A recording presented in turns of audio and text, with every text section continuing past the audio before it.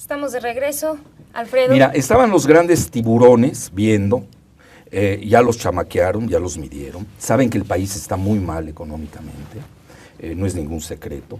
La deuda de las empresas privadas, que todavía no sé si salió, estaba por salir, 170,000 millones de dólares. La empresa pública anda en 140,000. Súmale, no te alcanzan las reservas que tenemos en Banxico. Está quebrado el país.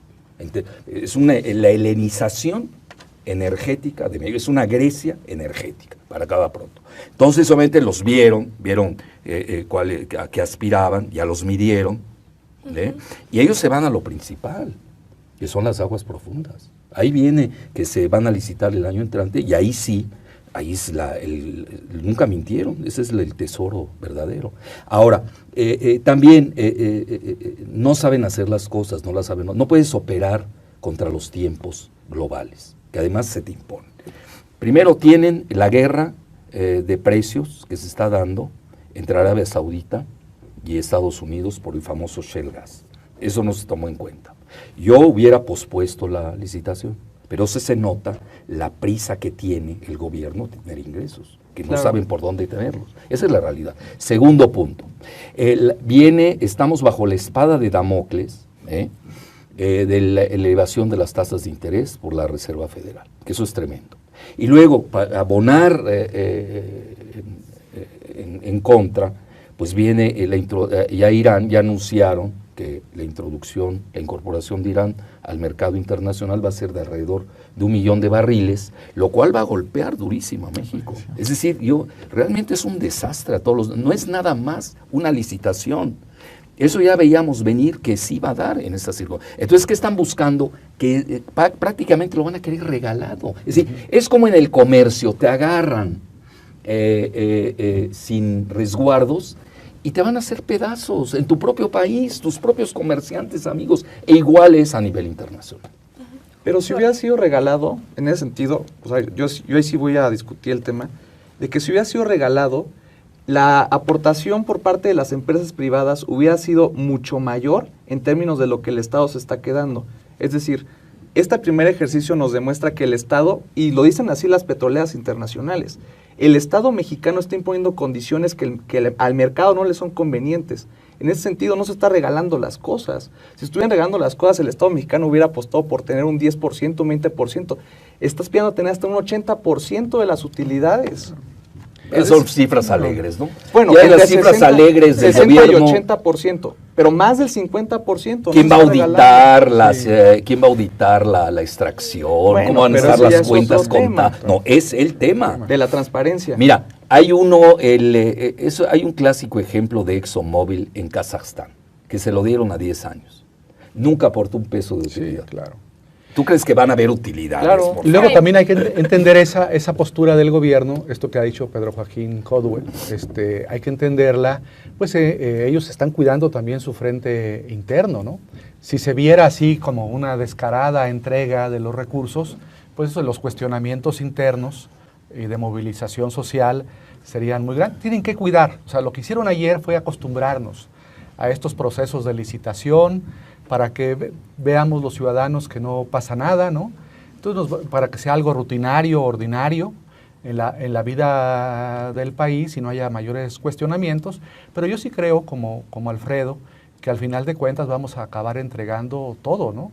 Y los dividendos fiscales que van a pagar estas empresas extranjeras o transnacionales al país van a ser muy pequeños. Por supuesto, no se van a comparar con los recursos fiscales que actualmente paga Pemex a la Hacienda Pública de México. Que por cierto acaba de presentar un desastre de resultados Pemex, ya está perdiendo. Pues cómo no vas a estar perdiendo. Pero mira, y una vez en una ocasión, y eso es importante tenerlo en cuenta, le pregunté, no voy a decir el nombre del exdirector de Pemex, porque ya está demasiado vapuleado y no lo quiero hundir más, yo soy decente.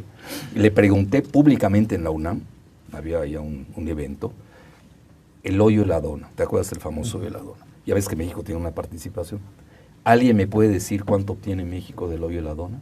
A ver, ¿cuáles son los mecanismos de inspección de los ingresos de las empresas que se están adjudicando los bloques de parte de la Comisión Nacional de Hidrocarburos? ¿Quién va a estar ahí? ¿Quién va a vigilar? Sí. ¿Cómo voy a saber yo que realmente lo que dicen que extrajeron? Estamos en el país del Chapo, ¿eh? Digo, que no se nos olvide. Es decir, yo no estoy en un país. Estamos en el país de Casablanca, del Chapo, en la casa de Malinalco de Luis Videgaray. Ese es nuestro país. Es decir, yo no estoy diciendo que esto, si tú me dices hoy, lo hicieron en Noruega o lo hicieron en Suecia, donde también se dan Actos de corrupción. actos de Así es. corrupción, todavía te lo admitiría. Discúlpame, desgraciadamente este es el país del Chapo. En ese punto yo coincido totalmente, porque tomemos el caso de Pemex. Pemex es un monstruo, tiene más de 150,000 empleados y Pemex no es capaz de supervisar su red de poliductos y le extraen todos los años miles de millones de dólares. La CNH, ¿qué capacidad de inspección va a tener, por ejemplo, comparado a lo que tiene Pemex? Pues nada. Entonces, ese era el gran punto del debate sobre si vas a abrir el sector, pues tienes que darle a tus reguladores una fuerza, pues, bastante significativa. Y la verdad es que la CNH no tiene esa capacidad de supervisión. Claro. Entonces, a mí sí me preocupa el tema de la capacidad que tiene de inspección, no solo capacidad por recursos técnicos financieros, sino por la capacidad incluso en cuanto al recurso humano, que tampoco lo tienen. Sí, comentaron algo muy importante, ¿no? La cuestión del proceso, que nos quieren acostumbrar a esos métodos, ¿no?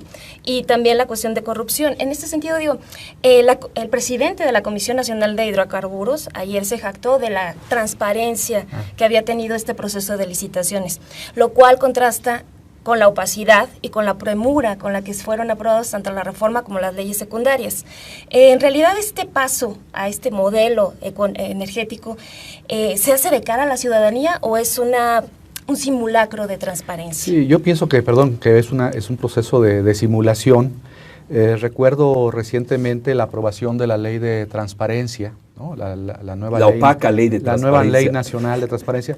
Ahí tiene un precepto, creo que es el artículo 83 de esa ley, en donde se habla de la transparencia en el sector energético, en donde en pocas palabras la ley dice, bueno, hay estos principios, pero en el sector energético habrá sus propias reglas de transparencia, reglas que aún no conocemos.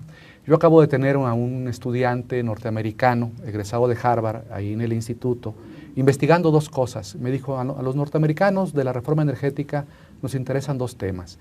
El tema de hasta dónde van a ser transparentes los contratos, porque nos preocupa mucho el tema de las cláusulas que tienen que ver con los secretos comerciales, industriales. Entonces no queremos que todo, no buscamos o no nos gustaría que todo el contrato fuese totalmente transparente. Entonces que hubiese cláusulas de reserva en materia de dividendos fiscales, de los secretos comerciales, industriales, etcétera.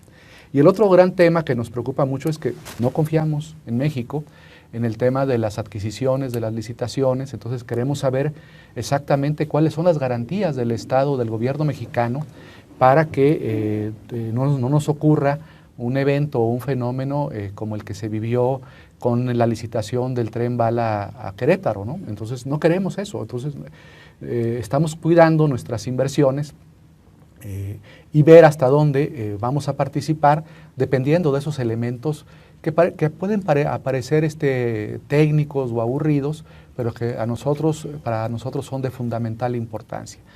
¿Qué tanto van a ser los transparentes los contratos? ¿Y qué tipo de garantías tenemos para las licitaciones en el sector energético? Sí, yo entiendo que existe un gravísimo problema de corrupción, existe un gravísimo problema de desconfianza a nivel institucional en México, no solamente hacia el gobierno, sino a nivel del Estado mexicano, ¿no? Porque ha sido y será el Estado el grave problema que tiene este país. Pero abocándonos exclusivamente a lo que ocurrió el miércoles pasado, se puede decir que es un ejercicio novedoso, es un ejercicio que pues, no sé si vaya a tener los dividendos, las utilidades esperadas por el gobierno. Y definitivamente, si vamos en el mismo camino que seguimos durante años y años, vamos a tener los resultados que hemos tenido, que son resultados opacos, poco transparentes y sin acceso real de la ciudadanía a esos dividendos. Sí, sí, perdón, Jorge, que te interrumpa. ¿Sabes? Cuando estaba viendo eso ayer, me imaginé como un sorteo de la Lotería Nacional. Sí. Fue lo que Premio pensé. mayor. Faltaba nada más el niño que sacara el Exacto. premio Era mayor. más simpático. Era el mismo Era más mismo formato. simpático. El niño gritón. El mismo formato de la Lotería Bueno, Nacional. mira, ayer se vieron dos cosas importantes. Ayer se vieron Sí, dos cosas sí, a mi Alfredo. juicio. La primera es, ya midieron la debilidad petrolera de México. Entonces ya vas a ver la próxima licitación que viene el 30 de septiembre, que es de los descubrimientos. Fíjate, además les regalaron todos los planos sísmicos. Que eso No, tiene un pagaron, costo. pero pagaron. Pero Pagaron para entrar al bicoca. cuarto de datos. 5 Sí. millones para entrar Una al cuarto de datos, bicoca. ¿no? Es decir, todo el mundo ya entró a póker abierto. Era póker abierto realmente. Entonces, ya vieron la debilidad y en la segunda ronda, vas a ver, y ayer dio a entender Mesmacher claramente, el verdadero que coordina esto es Videgaray. Es decir, pobrecito este Cepeda, pues lo controla Mesmacher, ¿sí? Se ve y eso que es un bebé. Bueno, el verdadero que estaba detrás del trono es el que estaba en París. ¿No? El de la casa de Malinalco, ¿no? Bueno, imagínate, un supercorrupto de la casa de Malinalco, que no sabemos cómo, y estamos hablando de $1 millón, ¿eh? No estamos hablando de cantidades tremendas. Ayer, por ejemplo, fue un desastre a nivel de dinero. Estás hablando $1.200 millones por cada bloque, 1.300 millones de dólares. Estaban haciendo cuentas alegres de $18,000 millones. Oye, no te estás equivocando en $1. Mira, yo siempre lo dije, cuando se dio la reforma energética, habían dicho aquí, es que entra el dinero y va... no se dan cuenta el entorno económico de sequía de liquidez, pero lo más relevante, hablaban de... Ahorita ya están hablando de $50,000 millones para el 18. Para el Bueno, 18, sí. bueno, oye, es pasado mañana. Es decir, hablan con una laxitud y una incontinencia verbal que verdaderamente es muy preocupante. Entonces, ya viene, le van a bajar obviamente el precio, a los bids, a las ofertas.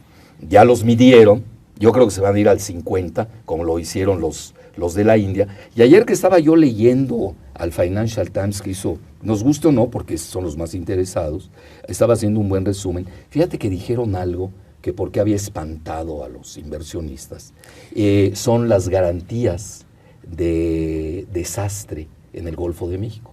Lo cual, si es cierto, fíjate que eso sería un punto a favor. Fíjate, Regresamos sobre ese punto, vamos a un corte, regresamos en un momento.